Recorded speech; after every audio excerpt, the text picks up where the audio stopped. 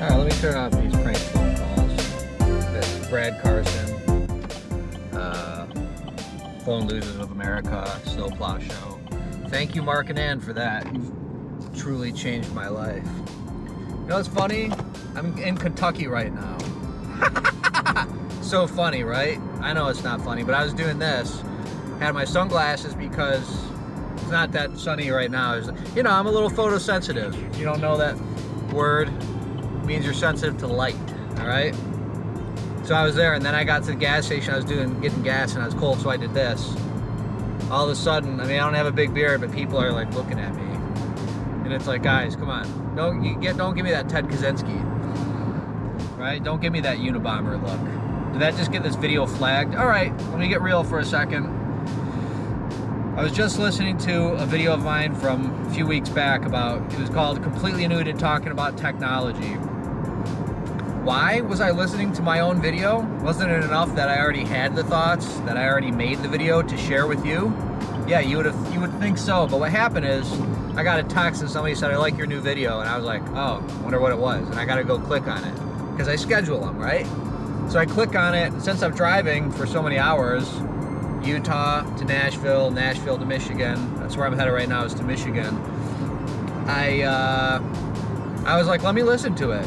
Somebody liked it, maybe it's good, what do I know? I'm pretty harsh about my own shit. And it's kind of interesting that it's easier for me to just listen to a talking video of mine than it is for me to listen to a song, right? Because the talking video, I mean, there's reasons for it that are probably fairly obvious. The talking video is like, it happened, you recorded it. I'm not gonna go improve it. That wasn't a demo. I'm not going to take bits and pieces from that and turn it into something better like I do with music sometimes. Speaking of, again, I'm going to listen to these new demos. The shit is hot, all right? I'm not afraid to say it. These new demos are sounding hot. So I watched the video, and you know what I realized? I like listening to it. I know that sounds like some egotistical thing to say. By the way, shout out to Trent. Shout out to The Bat. Shout out to Crystal Pasoda. Shout out to Ono. Shout out to Igor. Shout out to my brother. Shout out to my mom. Shout out to my sister. All right? I think that's everybody who's listening. Shout out to my dad. I gotta say, my dad's been listening to my videos, which is kind of like, it tickles me a little bit in a good way, because it's always been, I mean, he likes certain songs. He always liked the Corpse Smoke song, Little Susie. He likes the song Pregnancy Strip. He likes the song Myself from the second Corpse Smoke album. He likes a good beat. Okay, so a lot of my music maybe doesn't have a good beat, which maybe I should take a cue from that and learn something. So he likes a lot of these songs with a good beat, but I'm always like, here's my weird video of whatever, right? I got a bunch of weird videos. Here's me talking in a Burger King outfit. Here's me driving and talking. But just like everybody else who watches my shit, it turns out he likes the talking videos enough to go, this is my dad, full, shout out to you. He likes them enough to actually, he gets presented to them on his own now, meaning he's on Facebook and he sees me post it and he clicks on it and he's like, I watched your new video. And he'll usually say something about it. He's like, oh, so you're thinking about moving or you're unhappy. But the reason I'm tickled by that is, like anybody, family member or not, it's so incredibly difficult to get anybody to look at your art, to listen to your music, to watch your thing, whatever. So it's funny that the talking videos, and I'm not trying to pat my own back and be like, yeah, you really got something with those talking videos. That's not what I'm saying. It's just kind of funny to me. It's funny that people just love hearing a person talk, which I've been told a few times recently, twice, okay? Twice. It's not a lot, but it's something for me. I don't know a lot of people close, right? I've been told that it's rare that somebody can just talk and have it be even vaguely interesting for any substantial period of time. So that's like a big compliment to me. That again, I kind of just didn't know that. I didn't know, did I not know there's a billion shitty videos out there of people talking to a camera? Yes, I knew, okay? I just figure at the end of the day, any of them that get seen have got to be fairly interesting, otherwise they're gonna get buried. So, shout out to all those people. I made my joke about the Unabomber. I don't know if I have a whole hell of a lot to say. I'm kind of sad right now. I'm kind of going through a little sadness. Oh, can you imagine me sad? I know, you can't possibly, right? It's all I fucking make videos about is how sad I am. I've been so depressed lately. I've been so sad. I really haven't been, and it gets really annoying, but I gotta say, the dietary thing has really shifted my mood. And for some of you, that's not surprising. I mean, for me and everybody else, though, it's like, wait a second, huh? I'm confused. It's like, hold on a second, you're telling me that you can just stop consuming garbage and start focusing on a few macros like protein, healthy carbs, vegetables, healthy fats, fruits, natural sugar, and cut out all the bullshit, and it can change the way you feel? Again, there's a lot of people who are like, oh yeah, I totally would assume that you can. I'm just not one of those people, okay? To me, it always sounds like science fiction. Somebody's like, yeah, I started eating only dark chocolate, and I get boners now. Or I started doing nothing but incline walking on the treadmill, and I lost 1 billion pounds. I'm always shocked when these little incremental changes you can make provide such a seemingly colossal result. Or in my case, all right, I'm so tired. I'm sick of hearing about diet and exercise, so I can't imagine how you feel. So I just won't talk about it anymore. So what did I have to say then? You know, you don't like my videos because I talk about protein, right? And you probably don't like them because I talk about being sad and depressed, because we all know how old that can get and how quickly it can get that way. So I guess I'll just share my introspections, which I think are kind of like the gold of these. The gold, oh God. I think my videos are so valuable that you can actually scrape gold from them. Come on now. No, sometimes you laugh, right? Sometimes you laugh at a video. Ooh, I like the way his mind works. I'm sorry, are you a leprechaun? Ooh, hey. Oh God, I can't do a leprechaun accent. I want to share something. And I hope it's not racist. You're saying, oh God. No, it's really not. There was a part of Nashville where I went out to buy some bleach. Don't ask. I went out to buy some bleach from Walmart. While I was out, I was like, I gotta get some like not garbage food. So let me go to the Whole Foods. Turns out Whole Foods is kind of far from where I was staying in northern area of Nashville. So I was like, fuck it. All right, I'll just go to the 7-Eleven, which you're thinking, I thought you wanted some healthy food. I did the best I could, all right? Which is like one protein thing. I got the black coffees, which I'm not doing coffee in my regular life. When I travel, doing those long hours on the road, I'm doing coffee, but I ain't doing it like a fucking maniac, all right? Wow, I love this brand, Fond Dart, 1-800-FON-DART, Fond Dart. Did you ever hear of a company called Fond Dart? How's my posture right now? Do I look like I got a set of pancake tits hanging out here? Let me sit up properly. You know what? You're gonna like this, and I'll get back to what I was saying about the healthy food and all that in a second. No, that's not what I was talking about. I was talking about getting bleach and my non-racist experience that I had. I've been doing exercises while I drive. I don't like to do it when there's people around, but I've just been doing like butt blasters, right, for your low back and your legs. You're basically going, you flex all the way back. I gotta say, it makes a big difference. Okay, I do have something to say. Humidity. We're gonna talk about humidity in a second. First, left lane closed half mile. Oh shit, baby, I better fucking gun it. Because I sure as shit don't want to be stuck 1,500 feet. All right, I'm getting over. Come on here, I'm getting over. I'm walking here. Humidity. Damn, these motherfuckers are like risking their lives out here in their orange outfits. Humidity. Wait, is the lane really closed? No, they're picking the signs up. That was just temporary. Okay, I just want to tell you about the humidity, okay? I live in southern Utah. People have no concept of Utah, which is completely understandable, even relatable to me, because Utah? What the fuck are you talking about? Utah? What the fuck? Or as the kids like to say, what the actual fuck? Fair enough. I mean, come on. My only reference for Utah was when I used to drive to California. I would drive through Utah and be like, where the fuck am I? This place is beautiful. It's so, I mean, no matter what freeway you take, you're passing up some stunning scenery. And I just never imagined I would live there. So that's my little predecessor, my preamble. That's my little preamble about if I tell you something about Utah, that I expect you to have no concept of where or what it is. But what I want to say is I live in they call it southern Utah, but I'm southwestern Utah. I'm basically like 30 minutes from Nevada, 30 minutes from Arizona, if you look on a map, okay? And it's dry. It's really dry. You know how old people, not saying anything mean about them. All right, it's not that fucking bright anymore. You know how old people are like, I want to go live in Arizona because of the lack of humidity, right? They don't want to live in a real humid area. And you always hear about humidity. Women are like, this humidity makes my hair look so stupid, right? So people want for arthritis. They want to live in a dry area. And people with asthma want to live in a dry area.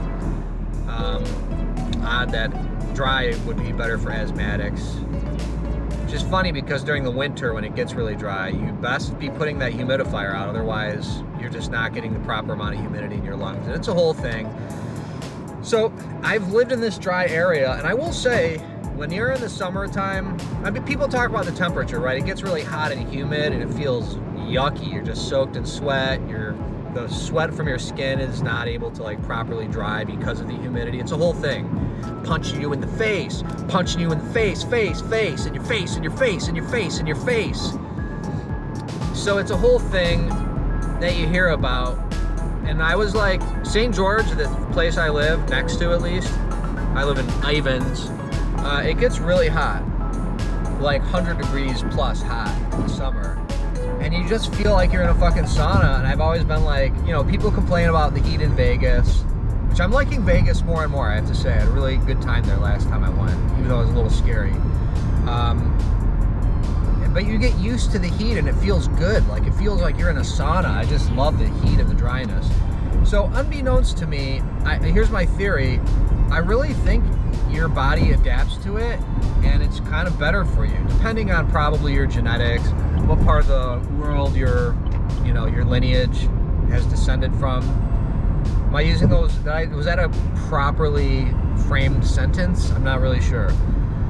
So, I'm a little warm right now. I'm getting a little warmy. I might take my shirt off in a second.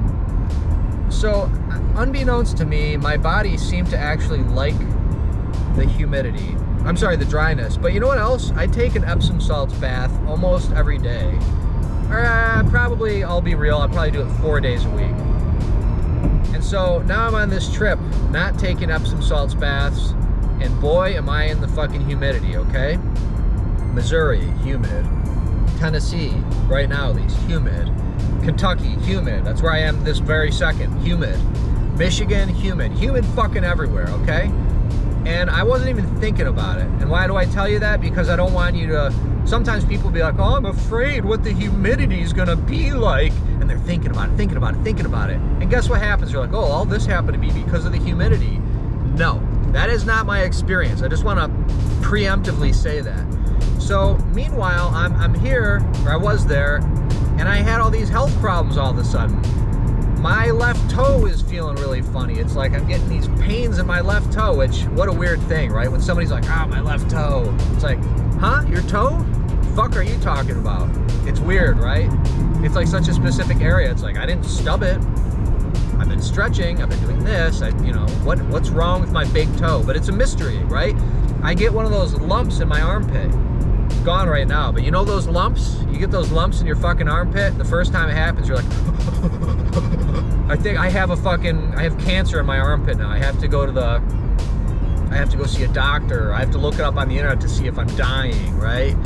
I only did the latter. I never went to a doctor about it because it goes away in a few days and it's actually somewhat common. And also, I get a hemorrhoid. I'm waking up, my butt's a little uncomfortable in the night, and I'm like, God, did something happen, you know? And then you wake up and you're like, I know the feeling. I've had hemorrhoids before, okay? It's not like a rager, you know? It's not a terrible hemorrhoid, but I got one. Although it's getting a little bit better. This drive sitting on a seat really is helping. Just kidding, it's not, obviously. But so at a certain point, I was like, damn, I've only been like out of Utah for a few days and I got a bad toe. I got one of those hard lumps in my armpit and I got a hemorrhoid. What's going on? All of a sudden, all these fucking health problems, right? And I haven't been eating garbage, all right? I did eat the smallest amount of garbage. Maybe that's all it takes, but I'm blaming the humidity, because also, granted, I was sleeping on a bed that was pretty shitty, like, which you don't know until you're just waking up and your back's in agony, right? Isn't that kind of the tell that you're sleeping on a less than ideal mattress? So I'm having all these problems. My back is in agony, which I have not had like serious back pain in a while. And I'm still doing my stretches, and I'm just like, you know what? I think it's the humidity. I really think it's the humidity. It's and you know, that's not a surprise when you know how people talk about arthritis and humidity. And to think that, oh, dead deer, R.I.P. little guy, big guy actually, it was a pretty big one. To believe just on with no basis whatsoever that humidity can't affect your body would be a little bit silly. Even though people are very quick to dismiss that, right? You're like, yeah, I ate Bojangles and my back hurts. That's bullshit, man. It's not from one fucking meal. Oh, I was in a humid environment for 3 days and I got all these problems. Yeah, but you don't know that. It's like, all right, yeah, you're right. I don't know it. It's not a fucking fact. All right, I didn't set up a double-blind study and research. I didn't hire a bunch of MIT researchers to fucking conduct an experiment, you know, utilizing the scientific method. You're right, I don't know it, but can't I speculate? And so what if I'm wrong? Maybe I'm right. I might be wrong, I could be wrong, I could be right, I could be right, I could be wrong in the road. Anybody? Huh? Little PIL, little Public Image Limited?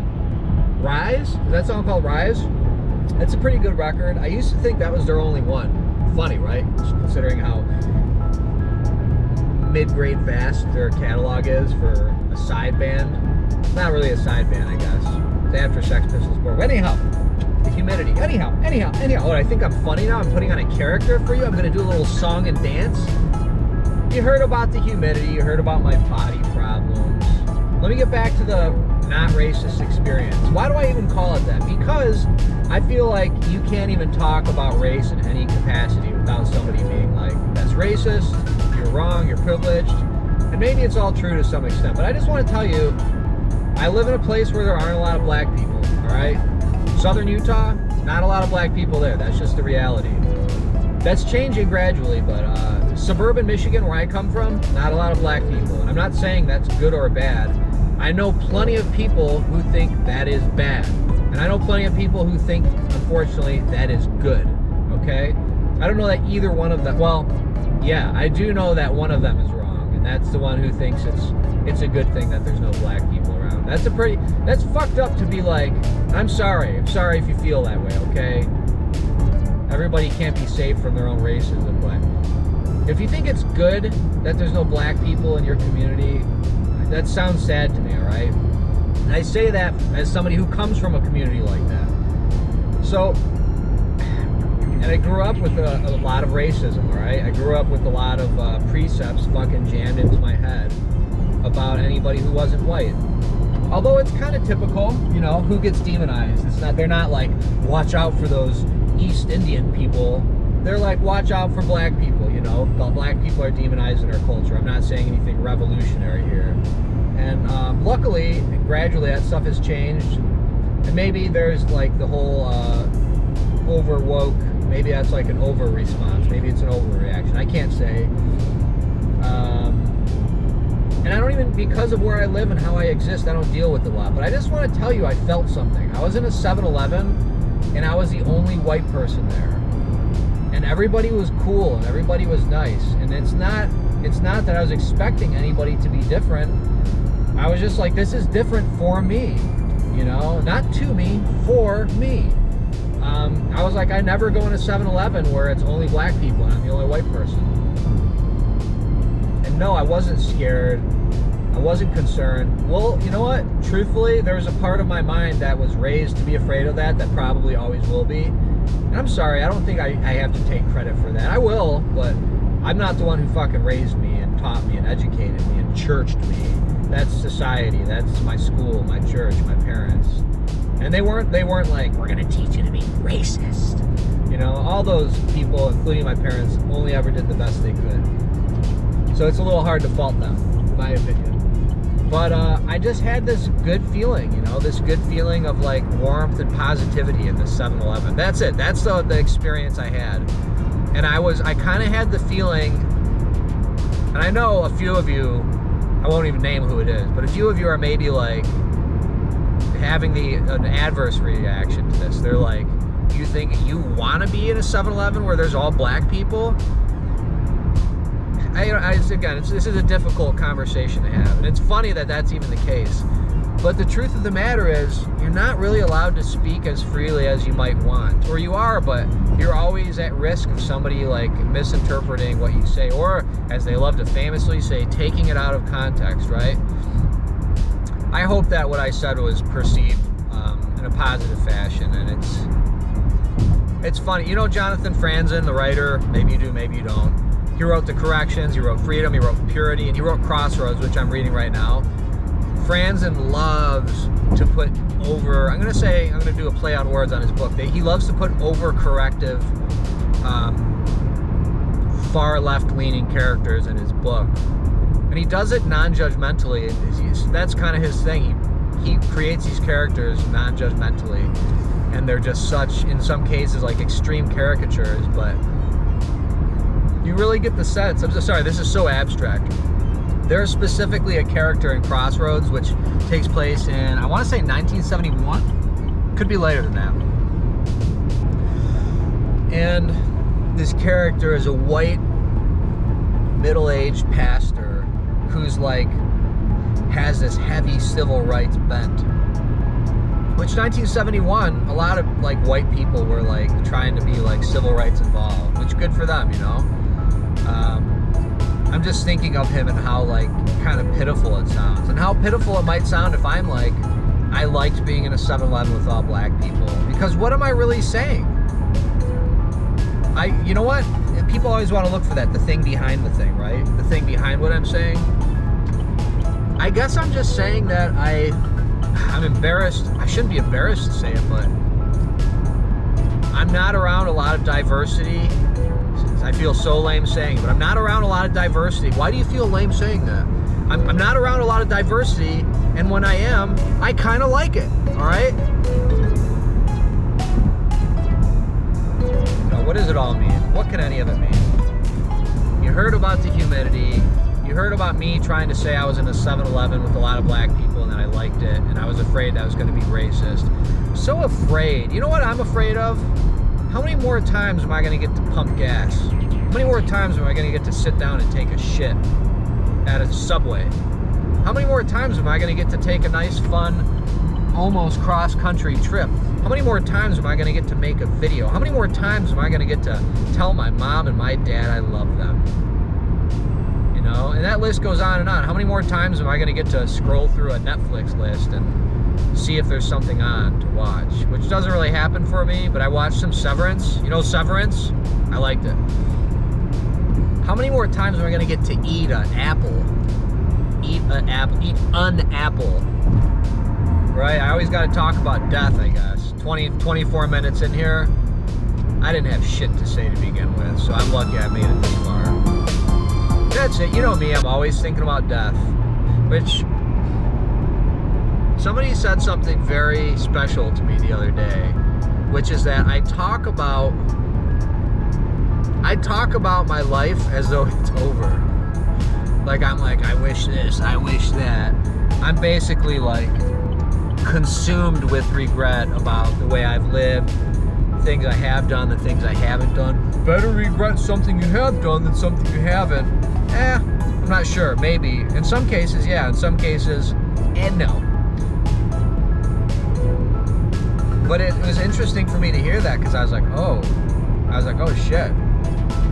Why do I talk? And I'm starting to ask that about a lot of things about my character and my like experience of living. Why do I do that? You know? Because I'm finding more and more that I think a little bit differently from some other people. And I'm not saying that my way's better. I'm not saying that my way's worse. I'm just saying it's a little bit different. And it usually results in me getting confused, or other people getting confused, or both of us being confused, because we think differently. Tell me if I'm wrong. Go ahead, leave a comment below. Send me a private message, whatever you want. Maybe I'm not that different from everybody else. Everybody wants to be different, right? Oh, I'm so different. I'm so different. That's from Mr. Show. I'm so different. You're so different. I'm so different. Right? With that pet lizard. Good joke. But we all want to be special is what it is. We don't necessarily want to be different. We want to be special. We wish we were rich and famous celebrities. I don't wish that. Come on. You've had a period of time where you did wish it. Let's be real. We all want to be special, you know? We all want to be thought of, and you want people to like you. I don't care. I don't give a fuck if people like me. I know. That's only because you and I have reached a point in life where you've been hurt so many times. Oh, boo-hoo, he's talking sad. No, I'm not. It's just the truth. If you're putting yourself out there as a human being and you're being honest, wearing your heart on your sleeve, as you say, which is such a lame expression, but it's fair, that eventually you get hurt enough times, you get rejected enough times, you get people dismissing you enough times to where you start adopting this kind of thick rhino skin. You want to be like, I don't give a fuck anymore. And you know what? That's a really sad, hardened place to wind up. Okay? It's kind of where I am, almost. Except I'm still really sensitive and caring, and I can get my feelings hurt. It happens all the time. And then I'm embarrassed to even admit it. I'm embarrassed to tell people they hurt my feelings. So much so that I typically will not tell them. I'll just suffer in silence and be in my own sad, sick, pathetic little world. All on my sad self. All on my own. Oh God, can I not just be infantilizing, like putting myself down and being so mean to myself? But that's the truth, is that, you know, everybody either wants to be liked, or you used to want to be liked, and something happened along the way that you shifted into a mindset of, I don't care anymore because it's too painful to care. It's too painful and dangerous to want to be liked. So I therefore have flipped my brain into thinking that I don't want to be liked anymore. I'm not there yet, by the way. I am approaching it. And you know what? Let me say this, and this will be the last thing I say 27 minutes in. I'm sure nobody's listening now. Somebody probably is. Oh no, I know you are. I don't want to not care, but I don't want to be afraid of everything. Okay? You've heard me say it before. I've been afraid my whole life of all kinds of things. How I was taught, how I was raised. I'm afraid of getting in trouble. I'm afraid of not being liked. I'm afraid of being hurt. I'm afraid of being ridiculed. I'm afraid of doing the wrong thing in line. I'm afraid of standing the wrong place in the store. And you know that's a very American thing, right? I mean, there's other cultures that also operate that way, that are just like obsessed with rigid order. They're obsessed with following the rules. But there's plenty of them that aren't. And you'll experience it if you hang out with somebody, let's say from South America, and you go somewhere and you're like, there's no other cars here. Can we park here? And they're like, yeah, you can fucking park here. It's a parking lot. You're like, but I don't see the sign. There's not a sign telling me I'm allowed to park here. I don't know if I can park here. And what are you afraid of? You're afraid of your car getting towed. Meanwhile, the person from South America, most countries from South America, is looking at you like you're a fucking maniac. Because they're like, you need a sign to tell you it's okay to park your car here? Like, there's nobody here, motherfucker. There's no cops. There's not even anybody else. Like, and they're gonna come by and ticket you. And you look, it's happened to people. You've had your car towed. You've gotten a ticket. You've had your car broken into. That happened to me once. It was interesting. Remarkable in a certain way. It's a good story. I'm not gonna tell it right now. But I just want to not be afraid of things. I want to not be afraid of all the things that I'm afraid of, you know? Because at the end of the day, what is there to be afraid of? Somebody not liking you? Is somebody going to kill you? They're going to take your life away? Sometimes, yeah, and that's pretty fucked up. I mean, I guess the most fucked up is somebody hurting you, taking your life away. What am I talking about? 29 minutes in? I'm not letting it get to 30. Thanks for listening. Sorry I didn't have anything more interesting to say. Bye.